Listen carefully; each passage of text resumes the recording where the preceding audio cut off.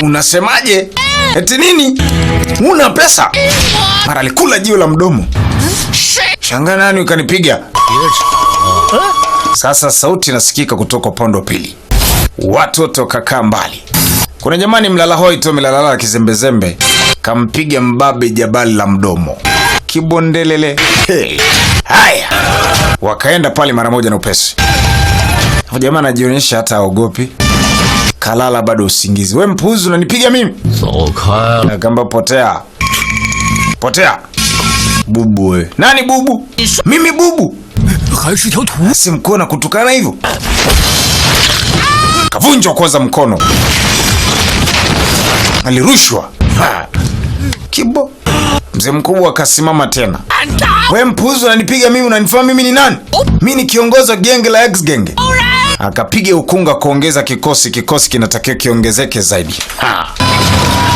Watu waliposikia kikosi cha X kinaongezeka, wakajua iko shule pevu, kila mtu anatafuta mlango wa kupitia.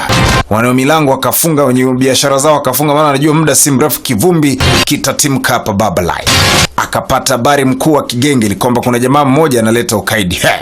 Alikuwa na lamba spaghetti mahali ndio amemaliza wakati huo. Bonge la Nyamera. Anataka kujua ni nani sasa huyu ambaye anataka kuona kinyume na yeye. Kikosi kikaongezeka, mzee anatumiaga bishoka. Kikosi cha shoka mzee. Basi mbabe na kwenda. Ipicha ni balaa tupu, utapenda.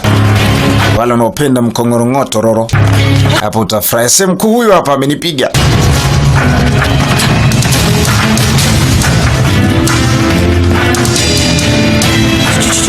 Huyu ndo amenipiga. Afu jamaa bado amelala zake usingizi.